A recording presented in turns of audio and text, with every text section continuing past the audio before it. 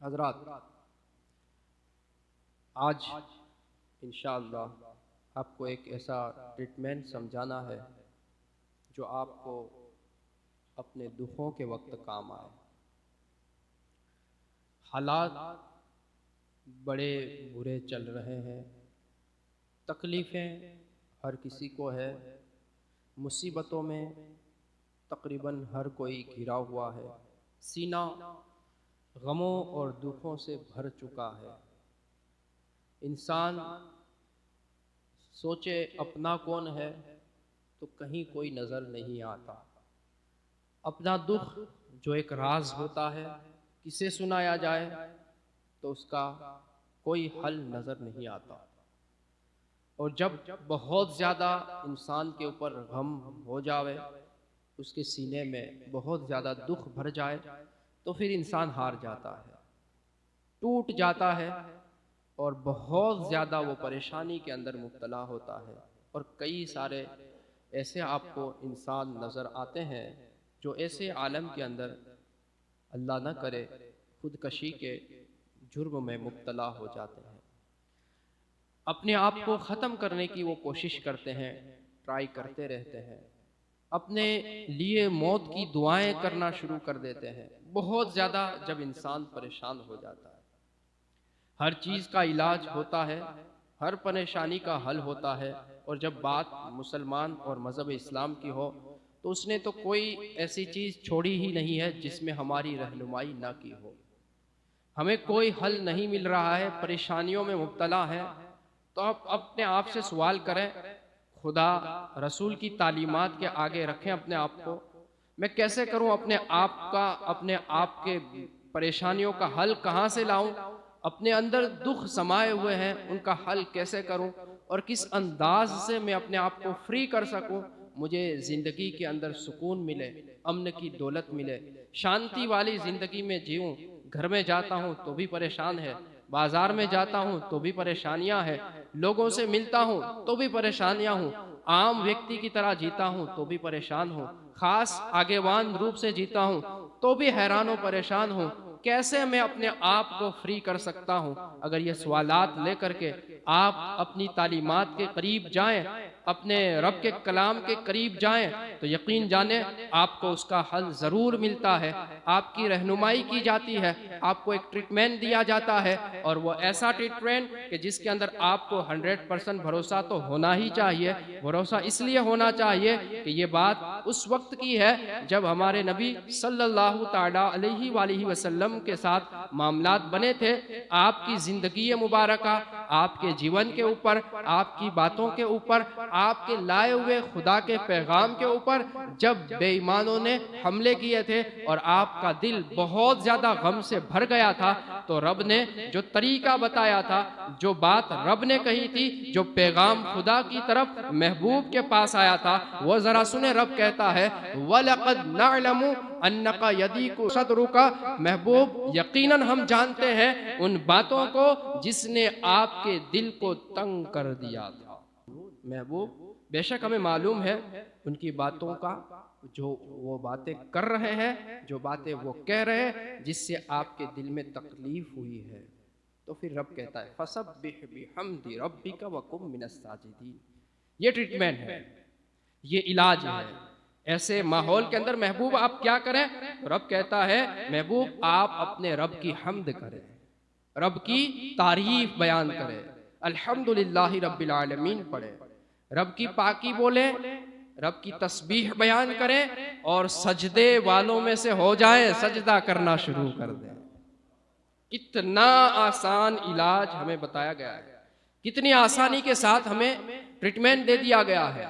लोग होंगे बेवफा, गद्दारियां करते होंगे, मुनाफकत लोगों के अंदर आती है, हसद से भरे हुए होते हैं, लोगों के सीनों में एक दूसरे से दुश्मनियां पैदा होती है, लेकिन रब कहता है, मैं तुमसे प्यार करता हूं, आना मुझसे बयान कर, मेरे मुझसे बात कर, मेरी बारगाह में आकर के अपने दुखों के बारे में बयान कर, अपने गम हल्के कर। मौला कैसे करूं? तो रब कहता है, जा सजदे में और मेरा कुर्ब हासिल कर और मुझसे बात कर। वहां से राज फाश नहीं होने, वहां से हल ही आएंगे। और हुजूर ने कहा था, लेकिन हमने बुला दिया।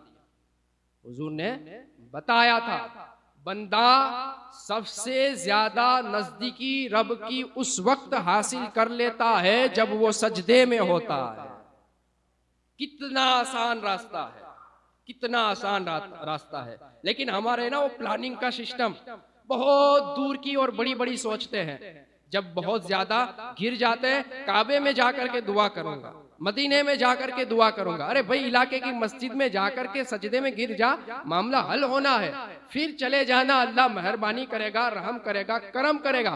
चले जाना, दयारे पाक की हाजिरियां दे लेना, मसला वो नहीं है। लेकिन वो बड़ी बड़ी बातों के शौक में हम ऐसी बातों को छोड़ देते हैं जो हमारे लिए मोस्ट इंपॉर्टेंट होती है, बहुत ज्यादा महान, बहुत ज्यादा महत्वपूर्ण होती है। ऐसी बातों को हम छोड़ दिया करते हैं। ये कितना अच्छा तरीका जो हुजूर पाक को दिया गया है, उससे बेहतर आप मुझे बताएं कहाँ तरीका मिलेगा? इससे बेहतरीन इलाज कहाँ मिलेगा?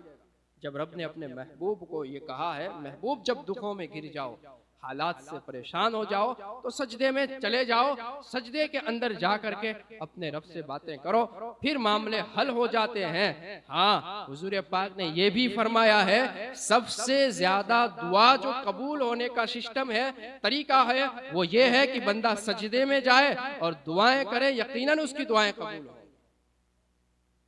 लेकिन अब मसला तो यही है, सजदा ही नहीं करना है, सजदा करना ही नहीं है।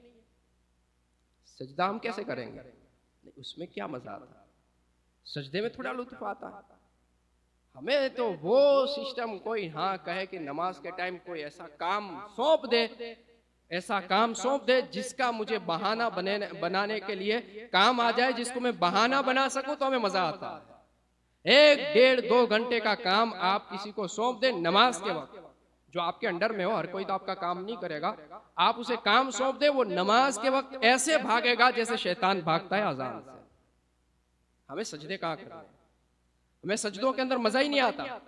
हमने इबादत को यूं समझ रखा है कि माअल्लाह ये मेरे ऊपर बोझ है, जबरदस्ती मुझ पर रखा हुआ वजन है, ये मैं कैसे करूं, किस अंदाज से करूं? मुझे तो दुनिया भर के बहुत सारे काम है, नमाज मुझसे नहीं पढ़ी जा सकती, सजदा मुझसे नहीं किया जा सकता।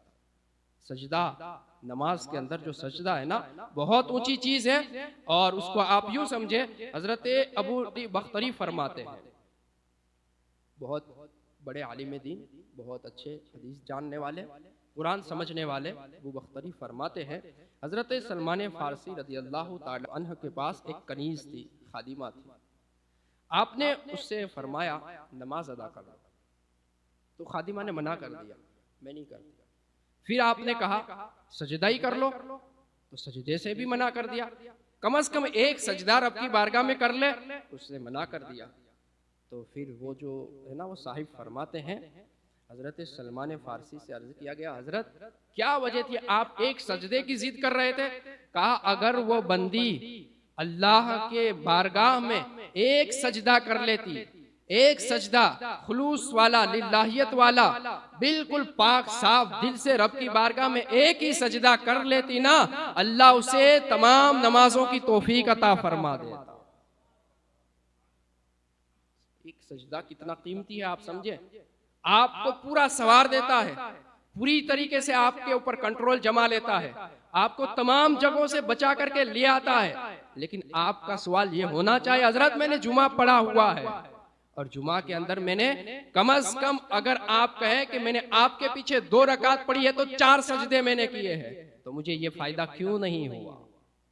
मैंने ईद की नमाजें पढ़ी हुई है, मुझे ये फायदा क्यों हासिल नहीं है? जब एक सजदे से इतना फायदा है, तो मैंने ऐसे तो बड़े सारे सजदे किए हैं। बस मसला यही है ना, हमने मजबूरी समझ करके, बोझ समझ करके, वजन समझ करके, प्रॉब्लम समझ करके सजदा किया है, हमने खुशी से सजदा नहीं किया है। अगर रब को राजी करने की खातिर सजदे करता ना, परेशानियां बयान करने की जरूरत नहीं होती, परेशानियां तुझे देख करके परेशान हो जाती। शौक से कर, ज़ौक़ से कर, तो यकीन जान इसका फायदा है और इसका फायदा होने वाला है। हजरत मौला मुश्किल कुशा अली उल मुर्तज़ा करमल्लाहु ताला वजहुल करीम फरमाते हैं, पहली जंग 313 वाली जंगे बद्र। बताइए आपको, बड़े सख्त हालात थे, 313 और 1000 लोग सामने, मुकाबला बड़ा सख्त था। हजरत अली फरमाते हैं मैं मैदान में गया, लड़ता था बहुत ज्यादा, हजरत अली ने काटा है जंगे बद्र के अंदर बहुत ज्यादा। हजरत अली कहते हैं मैदान में से मैं रिटर्न आकर के देखूं मेरे हुजूर क्या कर रहे हैं। एक मर्तबा आकर के देखता हूं हुजूर सजदे में, मैं चला गया, फिर लड़ता रहा, फिर आकर के देखा हुजूर क्या कर रहे हैं, हुजूर सजदे में। फिर मैं आया, देखता हूं हुजूर सजदे में है। मैं समझ गया सारी प्रॉब्लम का हल यहाँ पर मौजूद है। मुसीबतें चाहे कैसी भी हो, कितनी भी हो, परेशानियां कैसी भी घेर ले, बंदा खुदा की बारगाह में सजदे में चला जाए, परेशानियों का हल हो जाता है। अली कहते हैं मैंने इतने में क्या देखा, हमने जंग फतेह कर ली। 313 ने वो मार्का सर कर लिया, तारीख रकम कर दी, और आज बड़े फख्र से मुसलमान कहता है कि हाँ वो हमारे 313 थे, हम उन्हीं में से हैं, हम उन्हीं के वारिसीन हैं। खुदा करे उन वारिसीन को समझ आ जाए कि जो हमारे मोरी से आला थे, जो हमारे ऊपर थे, जिन्होंने तारीख रकम की थी, अगर हम उनके तरीके पर आ जाए तो काम हमारा भी बन जाएगा। सजदा मजबूरी नहीं है, सजदा प्रॉब्लम समझ करके ना करें, सजदा खुशी से करें। एक सजदा होता है ना, वो तुम्हें सिखाता है, तुम्हारे अंदर गुरूर आता है, तकब्बुर आता है, बड़ा बनने का शौक आ जाता है, बड़कपन आ जाता है, अनानियत आ जाती है, मैं हूँ, इस तरह के जो मामलात हमारे सीनों में होते हैं ना, अगर सही मानों में सजदा को समझ करके सजदा करना, तो ये सारी चीजें खत्म हो जाती है। बंदा जमीन पर आता है, रब की बारगाह में झुक करके कहता है सुबहान रब्बियल आला। बंदा सजदे में जाकर के कहता है बाकी मेरे उस रब के लिए जो सबसे ज्यादा बुलंद व बाला है। बोला मैं बड़ा नहीं, मैं ऊंचा नहीं, मेरे लिए बड़ी शाने नहीं, हाँ तू जो अता करे वही मेरे लिए। मैं तो झुका हुआ आजिज बंदा, गिरा हुआ, जमीन में पड़ा हुआ। अगर इस अंदाज से सजदे कर लिए जाए तो फिर रब वो बुलंदियां अता फरमाता है, वो शाने अता फरमाता है, वो इज्जतों से नवाज देता है कि फिर उस बंदे को कोई गिरा नहीं सकता। ये भी तारीख है हमारी, ऐसे बंदों को किसी ने गिराया नहीं, कभी नहीं गिरे, लेकिन जिन्होंने मजबूर अपने आप को माजूर समझ करके, अपने आप को ऐसा समझ करके मैं सजदे के लिए मजबूर किया गया हूँ और फिर सजदे किए हैं, तो उन सजदों के अंदर लुत्फ नहीं आया, उन सजदों ने हमें मजे नहीं दिए हैं। देखें ना जरा हुजूर पाक के तरीका पाक के अंदर से, हदीसों में से देखें, क़यामत के दिन परेशानी होगी, नफ्सी नफ्सी का आलम होगा, हर कोई परेशान होगा, और फिर तमाम जमा होकर के नबियों के पास होते होते होते होते कहाँ जाएंगे? वो आला हज़रत ने सिखाया है, कलीमो नजी मसीहो सफ़ी, सभी से कही कहीं भी बनी, कलीमो नजी मसीहो सफ़ी, सभी से कही कहीं भी बनी, ये बेखबरी के खल्क फिरी कहाँ से कहाँ तुम्हारे। आखिर में हुजूर की बारगाह में आएंगे, हुजूर पाक से कहेंगे हुजूर हमारे हाल पर रहम फरमाए। हुजूर देखें जरा हमारा क्या हो रहा है, ये कितने सख्त हालात हैं, कयामत मैदान महशर कैसा बपा है, कोई हमारी सुनता नहीं है। तो हुजूर कहेंगे ना अना लहा, मैं उसी के लिए हूँ, आ जाओ। हुजूर दामने करम फैला देंगे।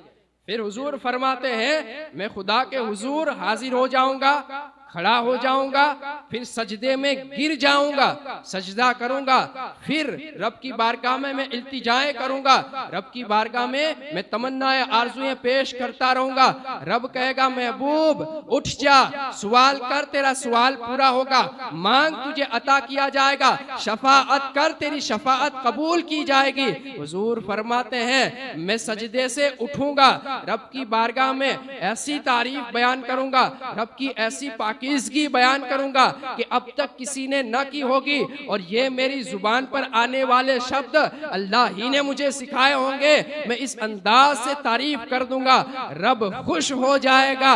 देख यहाँ पर भी हमें सिखाया जा रहा है सजदा बहुत बड़ी चीज है। महबूब इतनी बड़ी परेशानी के आलम में भी रब की बारगाह में सजदा करके रब को मनाएंगे।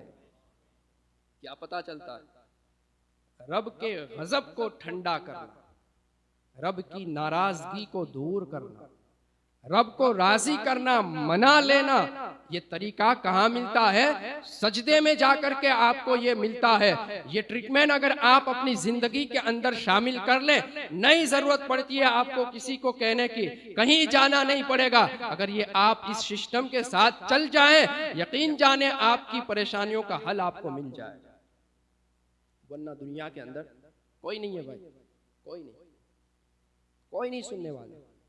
आप किससे कहेंगे? कौन ऐसा वफादार आपको मिलता है? ये दुनिया है भाई, दुनिया, इसके अंदर तो ऐसा ही चलता रहता है। बस आप क्या करें, हदीसों के अंदर हुजूर पाक ने जो रहनुमाई फरमाई है तो उसी की तरफ चले जाएं। हुजूर पाक ने इरशाद फरमाया है, कसरत से सजदा किया करो, यानी कसरत मतलब ज्यादा ज्यादा सजदे किया करो। हुजूर फरमाते हैं क्योंकि जब भी अल्लाह पाक के लिए सजदा करोगे, अल्लाह ताला तुम्हारे दर्जे लेवल बुलंद फरमा देगा। एक बार सजदे में गिरे, अल्लाह एक लेवल ऊंचा कर देगा और एक खता गुनाह जो आपका है वो माफ फरमा देगा। 5 वक्त नमाज पढ़ लेंगे, क्या हो जाएगा? आप सजदे खाली गिन ले 5 वक्त की नमाज के, फिर सोचें रब ने कितना करम फरमाया है। महबूब पाक सल्लल्लाहु ताला अलैहि वसल्लम की तालीमात कितना हमें साफ सुथरा पाकीज़ा बना देती है। यकीनन आपकी प्रॉब्लम्स का हल इन चीज़ों के अंदर, इन इबादतों के अंदर रखा है। पर करना इबादत कैसे चाहिए वो हमें सीखना चाहिए। सजदा करना है। बहुत सारे हजरात जो नमाज के लिए हाजिर होते हैं, लेकिन बस वही उठक बैठक की तरह नमाज होती है, खड़े हो गए, रुकू में चले गए, सजदे में चले गए, उठ गए, कैसे नमाज पढ़ ली पता ही नहीं चलेगा। इस अंदाज के ये तरीका नहीं है। हुजूर पाक के तरीका पाक के मुताबिक आप सजदा करोगे ना तो बड़ा लुत्फ आएगा। और वो सजदे आपको कैसी कामयाबी दिलाएंगे? हुजूर पाक सल्लल्लाहु ताला अलैहि वसल्लम ने एक मर्तबा सहाबा के दरमियान कहा कि मैं कयामत के दिन है ना अपने हर उम्मती को पहचान लूंगा। क्या कहा? मैं कयामत के दिन अपने हर उम्मती को पहचान लूंगा। सहाबाए किराम ने सवाल किया, हुजूर इतनी बड़ी भीड़, कितने सारे लोग होंगे? अब जो से भी ज्यादा की बात है यार, ये अनकाउंटेबल चीज कह लें आप, गिना नहीं जा सकता, उसका हिसाब नहीं किया जा सकता। हुजूर इतने सारे लोगों में आप अपनी उम्मत के बंदों को पहचान लेंगे, कैसे पहचानेंगे? हुजूर ने एक सवाल किया, साहबा घोड़ों का अस्तबल हो, ऐसी जगह जहां पर घोड़े रखे जाते हैं, सब घोड़े काले रंग के हों, उसमें से कुछ घोड़े ऐसे हों जिनकी पेशानी चमक रही हो और उस पर सफेद निशान हो, तो क्या तुम उन सारे घोड़ों के अंदर ये निशानी वाले चमकदार चेहरे वाले घोड़ों को पहचान लोगे? कहा हुजूर ये तो बिल्कुल साफ बात है, जरूर पहचान लेंगे। तो हुजूर ने कहा कयामत के दिन मैं अपने उम्मतियों को ऐसे ही पहचानूंगा कि उनमें जो सजदा करने वाले हैं, वुजू करने वाले हैं, तो सजदे करने की वजह से, वुजू करने की वजह से उनके चेहरे और वो अंग आज़ा जिन पर वुजू का पानी फिरता है, कयामत के दिन वो चमकदार नजर आते हो। मैं पहचान लूंगा। ये है पहचान हमारी। और हमने क्या किया? पहचान छुपाई है, हर जगह छुपाई है। बहुत सारे गधे आपको ऐसे भी मिलेंगे जो नाम भी बदल देते हैं, नाम छुपा लेते हैं, कुछ भी नाम ऐसा रखते हैं कि सामने वाले को पता ना चले कि ये इस्लाम वाला है। कुछ ऐसे मिल जाएंगे आपको, चेहरे से सुन्नत मुस्तफा गायब करते हैं, अपने आप को छुपा लेते हैं। कुछ ऐसे मिल जाते हैं लिबास गायब करते हैं, अपने आप को छुपा लेते हैं। तर्ज तरीके सारे बदल करके अपने आप को छुपाते हैं। जरा देख, अपने आप पर रहम कर। हुजूर तो वहां की बात कर रहे हैं, छुपा नहीं, जाहिर कर। बता अपने आप को, अपने अंदर वो इस्लाम के निशानात जाहिर कर। सजदे में गिर जा, अल्लाह तुझे पेशानी के अंदर खूबसूरती निशानी अता फरमाएगा, चमक अता फरमाएगा। और ये चमक दुनिया में भी कामयाब करेगी, कयामत में भी कामयाब करेगी। पहचान छुपा करके आपको क्या फायदा मिलेगा? कुछ भी नहीं, सरासर नुकसान है। जो सारी हमारी पहचान है, बाप थोड़ी बदल सकते हैं यार, बदल सकते है? बाप थोड़ी बदला जा सकता है। तो यार फिर आप समझे, ये तो इससे भी बड़ी बात है। हम अपने आप को कैसे छुपाएंगे?